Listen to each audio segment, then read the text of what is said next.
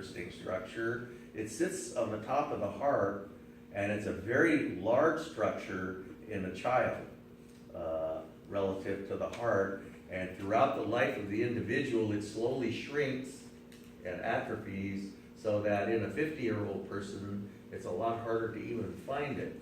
But it performs a pivotal role, which we will describe in some amount of detail during childhood, which is very important in the maturation of our immune system. Here you can see the heart, there's a lung, and you can just see this thymus sitting on top of the heart there, okay? And very important stuff goes on there during your childhood, okay? The thymus programs immature T cells and activates them. And it basically kills T cells which would attack self. And that process of, we crank out T cells that have an infinite number of different, the way that we detect foreign antigens is by receptors on our immune cells. If the antigen fits into a receptor, it activates the immune cell, okay? We're gonna get right back into this receptor thing again, and the lock and key kind of thing, and only one antigen can fit a particular receptor. We crank out T cells with a virtually infinite number of different kinds of receptors using a process called gene shuffling. And it's the easiest way to do it. But then, of course, you don't want to just let them go and be fully competent, because they would attack self. Some of them would attack self. And so we, during childhood, we employ a process called clonal deletion, where all of the T cells and B cells in our body are exposed to an inventory of our own antigens. And the ones that would attack our own antigens are killed at that time. It's called clonal deletions. And the only ones, and then it's the ones that won't kill self, there's only one other thing besides self, and what's that? Non-self. Non-self. So if it won't attack self, then that's just what we want, because all it wants to attack is non-self. And so that's our strategy. There are lots of different ways you can do it. And not only that, but by producing a nearly infinite number of different kinds of receptors, we have T cells with receptors for antigens that haven't even evolved yet. See? And because pathogens are evolving all the time. They go through generations so rapidly. Viruses aren't even living. They're just DNA. And DNA replication has built-in mechanisms for mutation, and so they spontaneously evolve. And bacteria can go through 5 or 10 generations in a day, and they evolve rapidly as a result, just because of so many generations. And evolution is a product of mutation, the fact that organisms are constantly changing, and natural selection. Those two things give rise to evolution, so that the environment selects the most successful of the mutations. And so organisms constantly change to fit into an ever-changing environment. So mutation and natural selection. And so that happens with pathogenic agents, so new ones are developing all the time. And this clonal deletion mechanism is primarily active during childhood. Okay? So we keep kind of bouncing around, okay? So we'll leave the clonal deletion issue for now, but we'll return to it 3 or 4 times before we're done tonight. Getting back to skin, is sort of one of our primary innate defenses. The inflammatory response is a non-specific reaction to tissue damage, basically, or pathogenic invasion, but the pathogenic invasion induces tissue damage, and it's tissue damage that leads to an inflammatory response. And there's a whole bunch of other innate responses that we'll talk about. And then there's a specific response, which involves T cells and B cells and macrophages and dendritic cells. And we'll constantly keep bouncing back and forth until we adequately develop the whole thing. Natural killer cells are part of our innate response. You don't hear much about them. They're very general. They have just a few different types of receptors that can detect, sort of tell the difference between self and non-self. And they don't phagocytize their victims. They induce apoptosis, which they cause cells to commit suicide. Okay, sort of a cellular suicide called apoptosis. And they're non-phagocytic, particularly effective against cancer cells and virally infected cells. Okay? And they're not very picky though, and which is kind of scary, except that they're not totally vicious, destructive cells either. An attack by them wouldn't necessarily be lethal to us. Okay? An attack by certain parts of our adaptive immune response is totally lethal, okay, to either us or whatever. So let's talk about the inflammatory response, okay, and dispense with that. It's triggered whenever tissue damage occurs.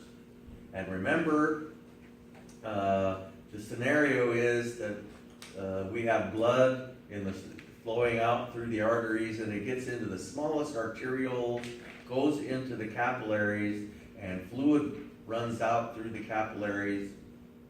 Plasma runs out, carrying fuel, nutrients, and oxygen and all that, and becomes interstitial fluid. But the blood cells and the plasma proteins can't flow out, can they? And they're responsible for the osmotic pressure of blood, which holds a lot of the fluid in. Okay? So all the fluid doesn't flow out, or we'd be really hurting. Only about half of it flows out, or a third, maybe, and because most of it is held in by osmotic pressure due to plasma proteins. So that's the normal scenario. Any excess that flows out is picked up by a lymphatic capillary. Okay?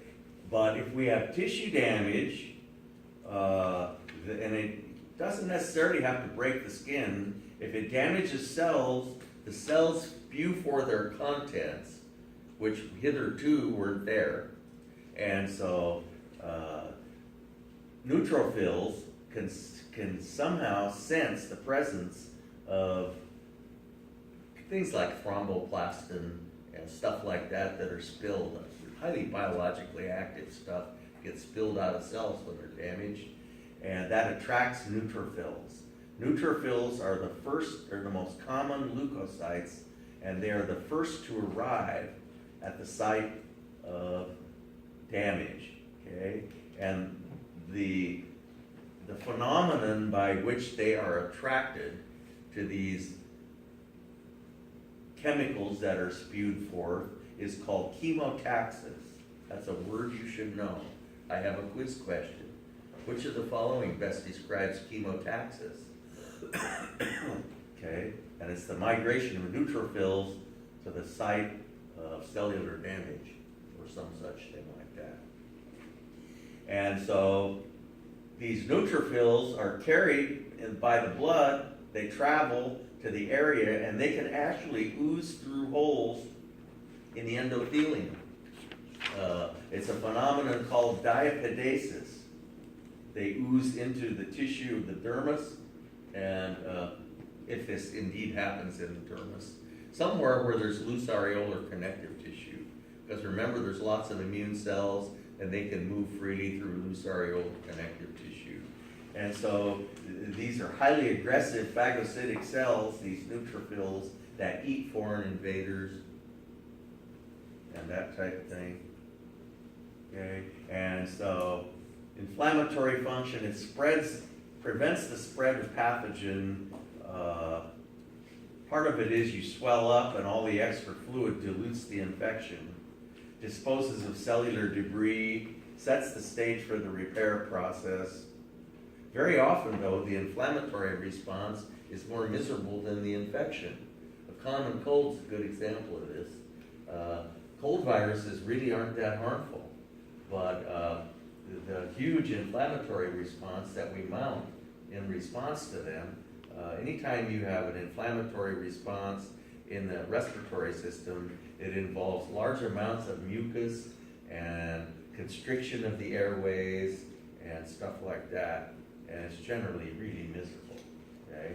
And so, you know, what the nature of the inflammatory response kind of depends on where it is. We're going to dwell mostly on loose areolar connective tissue. Okay. But just a little blurb on the common cold. So last I heard there were 72 different cold viruses, maybe more now, more or less or whatever. And the worst part is generally the inflammation. Okay, and the symptoms of inflammation are redness, heat, pain, and swelling. Okay, and we're going to see what causes those. And if it's respiratory, we also get bronchoconstriction and production of huge amounts of mucus. Okay, and of course that's a bad combination because the mucus plugs up your already shrunken airways. And an asthma attack is an example of a highly overstated inflammatory response of the respiratory system. Okay, so the chemical events of inflammation involve the release of a bunch of really potent chemical agents, histamine being one of them. Prostaglandins also augment the inflammatory response, and they lower our pain threshold. And so you know all about NSAIDs because I use every opportunity to preach about them. NSAIDs inhibit prostaglandin synthesis. Okay, every nurse should know about NSAIDs. It's one of the most common pharmaceuticals out there. And so these agents, these chemical mediators of inflammation induce arteriolar dilation, plus the holes in the capillaries get larger. Okay, this is something we haven't seen before. If the holes in the capillaries get larger, those little fenestrations, then plasma proteins can leak out. And that changes the entire osmotic profile of the area. We used to have the plasma proteins, we said they had to stay inside. But in the case of inflammation, they don't have to stay inside anymore because they now can leak out. The cells can't get out, but a lot of plasma proteins leak out, and so and a lot of fluid follows them out into the tissue spaces and causes edema. Edema is just migration of fluid under pressure, and the pressure is osmotic pressure. Okay, and you can get huge amounts of swelling caused by this. And plasma proteins that leak out are called exudate proteins. And any secretion which contains them is called exudate. If exudate, if it breaks out onto the surface of the skin, it hardens, as in the case of poison oak, if you've ever seen that. You get a lot of exudate because it's very close to the surface. You can get it, and what causes that fluid to harden is all the plasma proteins that are in it. Okay? So the chemical mediators are these. Leukotrienes primarily cause bronchoconstriction. So if you're not in a respiratory area, this one is not so important. Okay? But you can see why they give antihistamines. Okay? And we have non-steroidal anti-inflammatories, the NSAIDs, and we have steroidal anti-inflammatories. Why don't we like to give steroidal anti-inflammatories? Because of adrenal atrophy, which can result. At least we don't give them over the long term. They'll give you a shot of cortisone, happily. But then they tell you can't get another one for 3 months, okay? And there's reason for that, is you don't want to continue the use of steroidal anti-inflammatories, even though they're more effective. And there's no such thing as a painkiller without awful side effects. I mean, there just isn't one, unfortunately. Okay, so histamine causes, it's released by degranulation of mast cells and basophils. Okay, so this is where the histamine comes from. And when these cells detect cellular damage, they degranulate, releasing huge amounts of histamine, which causes arteriolar dilation, and the holes in the capillaries get larger. Okay. Bradykinin kind of does the same thing. Okay. Prostaglandins mainly sensitize pain receptors, thus lowering the pain threshold. Plus, leukotrienes are made from prostaglandins. Okay, so NSAIDs inhibit prostaglandin synthesis. And here we have, in case you forgot, a list of NSAIDs. Okay, leukotrienes are potent bronchoconstrictors. Singulair is a leukotriene receptor antagonist, which is quite effective. They have inhalers that have Singulair. Probably strikes me as being a drug which would be very expensive. Okay, certain types of phagocytic cells have sort of generalized types of receptors. Only 10 or 11 types that by which they can recognize foreign invaders, and these are called toll-like receptors that sort of tell them when another cell is foreign and whether or not to eat it. We don't want them eating our own cells. So if it recognizes a cell as foreign, a macrophage being a phagocytic cell will eat the foreign invader. Okay. So the events of inflammation that are caused by these chemicals are only two. Pretty easy to remember. Arteriolar dilation and enlargement of the holes in capillaries. That's it. But these lead, there are a whole bunch of different spin-offs of these two events. Okay? If you have arteriolar dilation, you allow more blood flow into the region, and blood is hot and blood is red. So that's responsible for the redness and the heat. Okay, two of the symptoms of inflammation. Enlargement of the capillary fenestrations, that allows plasma proteins to leak out, and that causes the swelling. And if you get enough swelling, it'll be painful. And plus the fact that prostaglandins are lowering your pain threshold, pain very often accompanies this inflammatory event. But these are the only really physiological changes that are going on. So here's your normal capillaries with plasma proteins inside. Here are your, arteriolar dilation, you get a lot more blood flow to the area. Okay? Thus the redness and the heat. You enlarge the holes in the capillaries and plasma proteins start to leak out. Okay? And if you let these plasma proteins leak out, okay, then a whole bunch of liquid is going to follow it out into the tissue spaces because you don't have the proteins in the blood vessel to hold the fluid in there anymore, okay, because of osmosis. And so you get swelling. Here is a great electron micrograph of one of these holes in a capillary, and here you see a blood cell trying to get out through it. Okay, this is inside of the capillary, kind of a good picture. Can't get out though, but it's trying. So formation of exudate protein, here's your normal situation.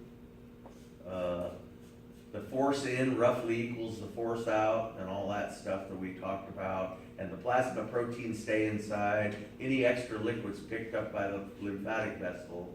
But here we have plasma proteins leaking out and a whole bunch more fluid comes out and the lymphatic vessel cannot pick it all up. Lacks the ability to pick it all up. And so you get swelling. Okay?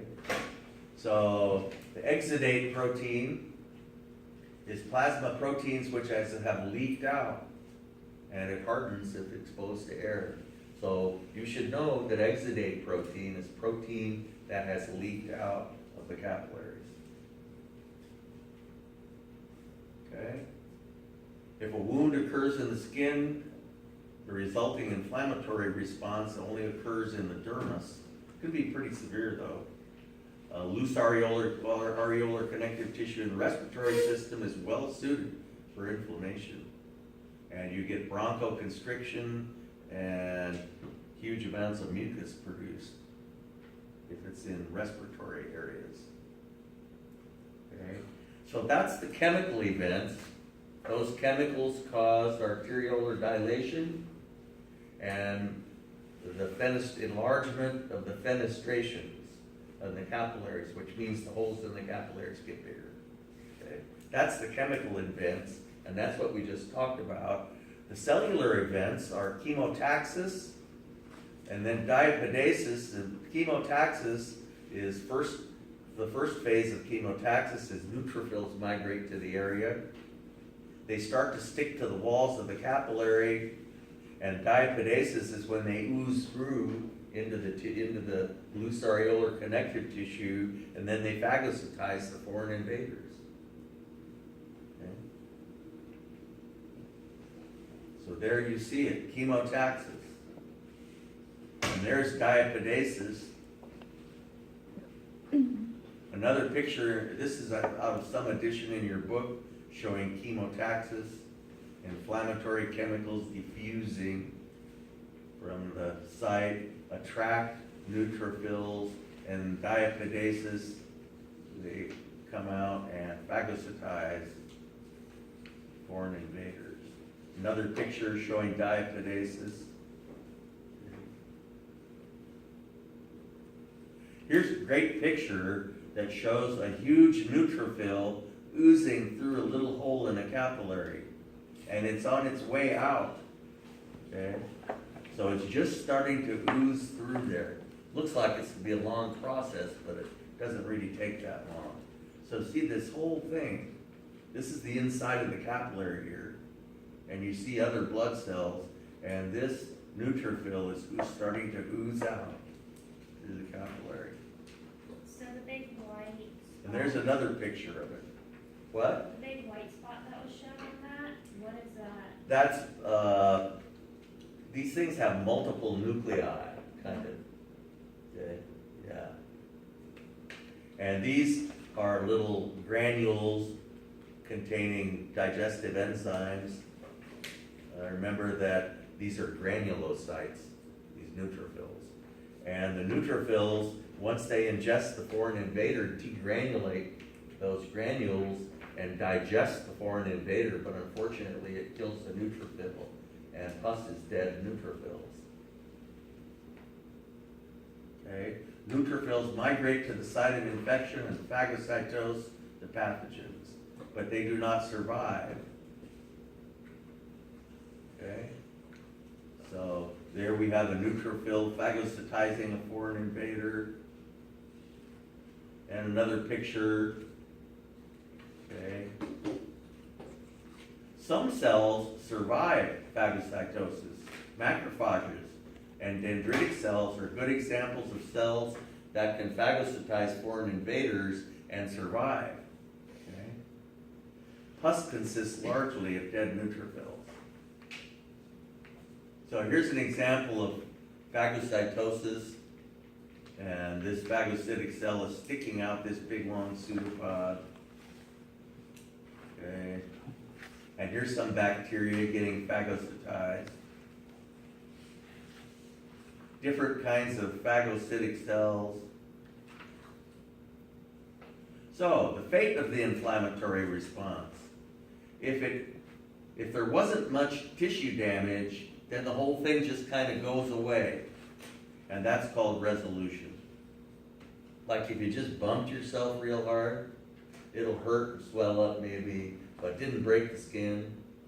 The whole thing kind of goes away after a while. On the other hand, if there was significant tissue damage, you'd like to regenerate that tissue, wouldn't you?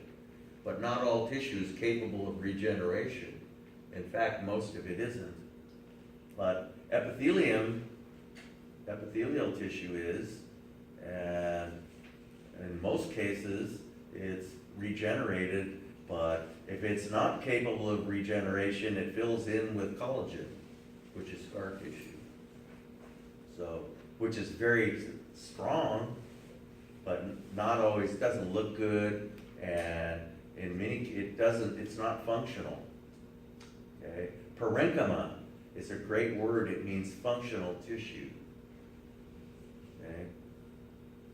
The parenchyma of the brain, do you think that's capable of regeneration? No. Of the heart? No. But the parenchyma of the liver is. Okay? So initially the wound is filled with clotted blood. The retracting clot brings the edge of the wound together. Okay, so there you see the big blood clot. Okay. And neutrophils are the first immune cells to arrive at the site, attracted by chemotaxis, highly aggressive and phagocytic. So there we have neutrophils coming in via a capillary and phagocytizing the foreign invaders. Okay. Once the pathogens are destroyed, macrophages clear the debris. Okay. And the epithelial tissue begins to regenerate. There you see the epithelial tissue regenerates, and there's a scab over the top. And then macrophages come in and phagocytize the garbage. That's not the most important thing they do, but that's something they do. I mean, they're big players in other types of immune responses, but they also eat garbage. Okay? The tissue returns to normal. In the case of the skin, though, you don't get your dermal papillae back. Okay, and that helps anchor the epithelium to the dermis, and you're more easily injured in that same spot again. You could detach that epithelium pretty easy. Okay, so there you see a return to normal. So there's a nice picture that looks complicated, but it really isn't. We have the chemical events on the left-hand side, and we have arteriolar dilation causes the heat and the redness, and you make the holes in the capillaries bigger, and that causes the pain and the swelling. Over here we have the cellular events. Okay, so it's really pretty easy to read. Nice little summary of what goes on. Okay, so that was one of the more important innate responses that we have. Other innate responses, we talked about natural killer cells a little bit. That's all we're going to say about them. They're non-specific. We have non-specific phagocytes as well. Interferons are substances that can be released by cells that have been invaded by viruses that prevent other cells from being invaded. They won't allow the viruses to get into cells that they haven't already gotten into. Complement is something that we're going to talk about. You could spend several weeks talking about it. It's really cool, but we're going to just say a little bit about it. Okay? But it's a very important part of the immune response. And of course, inflammation. Okay. Cytokines are a good word to know. They're potent chemicals that are released as part of the immune response. We release these really potent cytokines they're so potent that in the extreme, they could even kill the host. They could kill the patient. If you mount too potent an immune response, it can kill you. Toxic shock syndrome is a good example of that, where the patient mounts such a potent immune response that the patient's cytokines do away with the patient.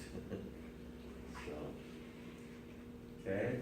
Interferons are released by cells that have been virally infected, and they block the entry of viruses into other cells so that the other cells don't get infected. And they've learned how to synthesize interferons, which are used in the treatment of things like hepatitis C. They're very expensive, but they learned how to synthesize them. Interleukins are substances released by cells of the immune response. And they're given numbers.